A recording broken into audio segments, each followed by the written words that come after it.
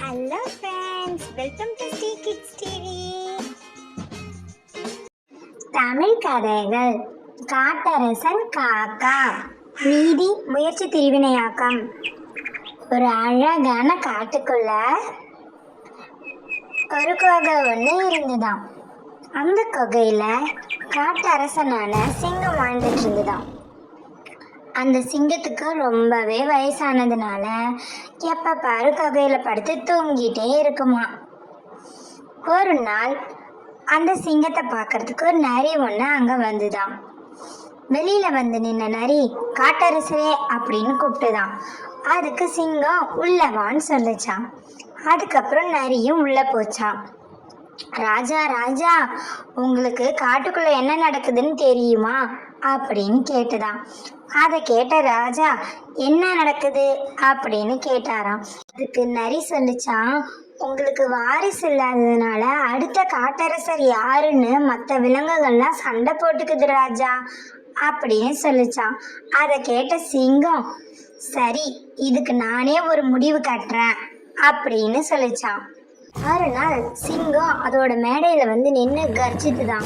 அந்த சிங்கத்தோட கர்ஜனையை கேட்ட எல்லா விலங்குகளும் அங்க ஒவ்வொருத்தவங்களா வர ஆரம்பிச்சாங்களாம். எல்லாரும் வந்து சேர்ந்ததுக்கு அப்புறம் சிங்கம் பேச ஆரம்பிச்சுதான். நண்பர்களே, எல்லாம் எப்படி இருக்கீங்க, நல்லா இருக்கீங்களா அப்படின்னு கேட்டுச்சான்.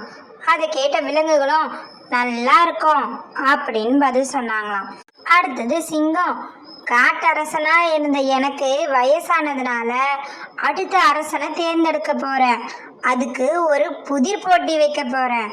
என் கேள்விக்கு யார் சரியா பதில் சொல்றீங்களோ அவங்க தான் அடுத்த காட்டரசன் அப்படின்னு சொல்லிட்டு சிங்கம் அங்கிருந்து போயிடுச்சான். அதை கேட்ட எல்லா விலங்குகளும் அந்த போட்டியில கலந்துக்கலான்னு முடிவு பண்ணாங்களாம்.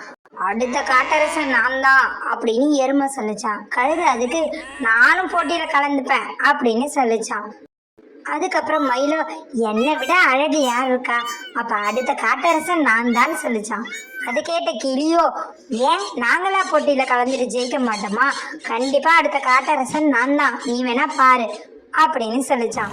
அதுக்கப்புறம் புளிய நிறைய பேசிக்கிட்டாங்களாம். புளி சொல்லிச்சான் கண்டிப்பா அடுத்த காட்டரசன் நான் தான். அதுக்கு நரி சொல்லிச்சான் ஆமா ஆமா, ஒருவேளை உங்களுக்கு கிடைக்கலன்னா நானும் முயற்சி பண்ணி பாக்குறேன் அப்படின்னு சொல்லிட்டு. இதெல்லாம் மரத்துல இருந்து கேட்ட காக்கா என்ன நடக்குது அப்படின்னு நரி கிட்ட கேட்டுச்சான். நரி இந்த மாதிரி ராஜா போட்டி வச்சிருக்காரு, அதுல ஜெயிக்கிறவங்களுக்கு காட்டரசன் பதவின்னு சொல்லிச்சான். முயல், மான், யானை இவங்க கூட காட்டரசன் போட்டியில கலந்துக்கிறதுக்காக எல்லாரும் தயாரானாங்களாம். மறுநாள் காலை விடிஞ்சுதான். எல்லாரும் காட்டரசன் போட்டிக்கு கலந்துக்கிறதுக்காக சிங்கத்தோட குகையோட வாசலுக்கு போனாங்களாம். சிங்கமும் எல்லாரையும் வரவேற்றுதான். யார் போட்டியில ஜெயிக்கிறீங்களோ அவங்கள நான் என் முதுகுல தூக்கிட்டு வந்து காட்டரசனா அறிவிப்பேன் அப்படின்னு சொல்லிட்டு ஒவ்வொருத்தங்களா உள்ள வர சொல்லிச்சான். முதல்ல கிளி போச்சான்.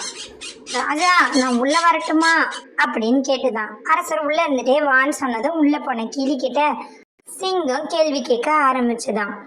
நான் பிறந்தும் வளர்பவன், இறந்தும் வளர்பவன், நான் யார் அப்படின்னு கேட்டுதான். அந்த கேள்விக்கு கிளி கிட்ட பதில் இல்லையாம். அதனால கிளியே தோத்துடுச்சுன்னு அழுவிச்சுட்டு அடுத்தது யானை உள்ள போச்சான். யானை கிட்டையும் அதே கேள்வியை கேட்டுதான் சிங்கம். அதுக்கு யானை யோசிச்சுட்டே இருந்துதான். சரி, ரெண்டாவது கேள்வியை கேட்குறேன், இதுக்கு பதில் சொல்லு அப்படின்னு சொல்லிச்சான் சிங்கம். ரெண்டாவது கேள்வியா, நான் இல்லாம தலைவன் இல்லை, தலைவனுக்கு நான் இல்லைன்னா தலைவன்ற பதவியே இல்லை அப்படின்னு கேட்டுச்சான். யானைக்கு அதுக்கு பதில் தெரியலையா. அடுத்தது எருமை உள்ள போச்சான். எருமை கிட்டையும் சிங்கம் அதே ரெண்டு கேள்வியை கேட்டுச்சான். எருமைக்கும் பதில் தெரியலையாம். அடுத்ததா ஆமை உள்ள போச்சான். ஆமையை பார்த்த சிங்கம் சிரிச்சுதான். இந்த சின்ன வயசுலயே உனக்கு இந்த ஆசையா அப்படின்னு. அதுக்கப்புறமும் ஆமை கிட்டையும் அதே கேள்வியை கேட்டுதான். ஆமை கிட்டையும் பதில் இல்லையா. அடுத்தது முயல் போச்சான். முயல்கிட்டையும் அதே கேள்வியை கேட்டுதான் சிங்கம்.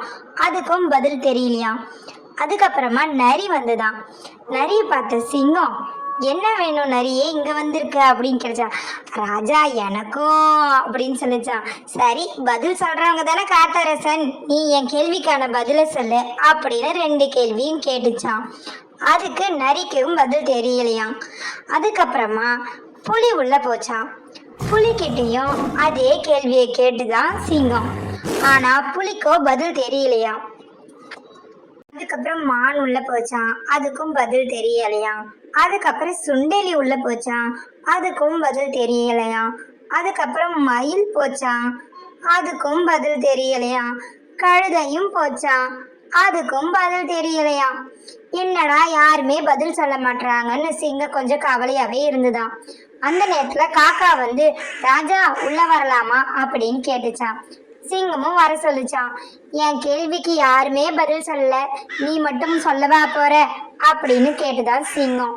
காக்கா, நானும் முயற்சி பண்ணி பாக்குறேனே அப்படின்னு சொல்லிச்சான். அதுக்கப்புறம் சிங்கம் தன்னோட முதல் கேள்வியை கேட்டுச்சான். நான் பிறந்தும் வளர்பவன், இறந்தும் வளர்பவன், நான் யார் அப்படின்னு கேட்டுச்சான். அதை கேட்ட காக்கா கொஞ்ச நேரம் யோசிச்சுட்டு நின்றுட்டு இருந்துதான். உடனே சிங்கம், பாத்தியா உனக்கு பதில் தெரியல, நீ கிளம்பலாம் அப்படின்னு சொல்லிச்சான்.